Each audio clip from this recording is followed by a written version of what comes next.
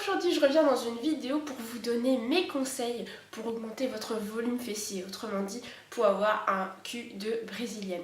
Alors pour commencer il faut avoir une alimentation équilibrée, une alimentation saine, donc manger les bons glucides, éviter le sucre raffiné, tout ce qui est gâteau, bonbons, les sirops, tout ce qui est boissons gazeuses et tout ça, qui sont très riches en sucre et qui donc vont vous aider plutôt à stocker des mauvaises graisses et donc à faire apparaître la cellulite sur les fessiers, donc c'est pas forcément ce qu'on recherche. Pour tout ce qui est sucre, si vous êtes comme moi, vous avez le bec un peu sucré, remplacez le sucre blanc, donc le sucre raffiné, par du miel, du sirop d'agave, éventuellement de la stevia. Misez plutôt sur les bonnes graisses, donc évitez le beurre, évitez tout ce qui est huile de palme, le Nutella par exemple, tout ça évitez. Prenez plutôt des amandes, de l'huile de colza, de l'huile d'olive, l'huile de coco, qui sont des bonnes graisses, qui sont des bonnes huiles, qui vont vous aider non seulement à la perte de poids, puisque oui, les bonnes graisses aident à la perte de poids, vous allez sécher entre guillemets, vous allez mieux récupérer lors de vos séances de musculation ou de sport quelconque.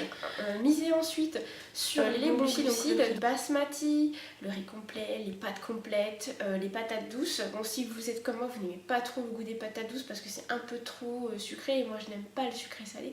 Donc misez plutôt sur tout ce qui est complet.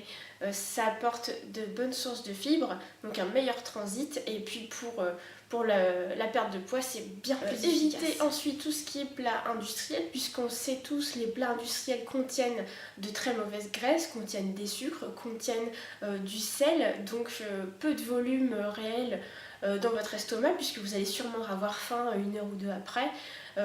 Préparez plutôt vos petits repas, préparez à l'avance, c'est bien mieux, faites comme moi, préparez vos plats à l'avance pour 2 jours par exemple, 2 à 3 jours, comme ça vous n'avez pas besoin, si vous êtes pressé ou si vous avez des choses à faire, au moins vos plats sont préparés, vous ne mangez pas n'importe quoi, vous ne mangez pas sur le pouce, vos plats sont préparés, hop, vous mettez dans un tupperware, vous réchauffez au micro-ondes, basta, et là au moins vous avez un bon repas complet et vous continuez sur votre perte de poids. Je privilégie de boire beaucoup d'eau parce que l'eau c'est la vie, hein, comme on le dit. L'eau permet la régénération des cellules, permet de mieux récupérer, permet d'éviter surtout la rétention d'eau, parce que comme on le sait, un muscle qui n'est pas hydraté va retenir l'eau avec le sodium.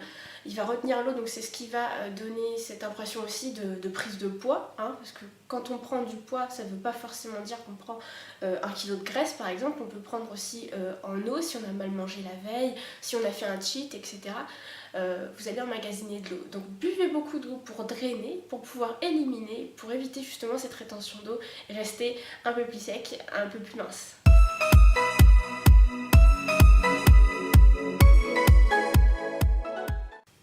Donc pour le sport, misez sur la musculation, notamment si vous voulez prendre en masse au niveau des fessiers, ce sera beaucoup mieux. Alors par contre évitez le cardio, puisque le cardio lui va plutôt avoir tendance à faire fondre le muscle, donc à vous faire fondre les fesses.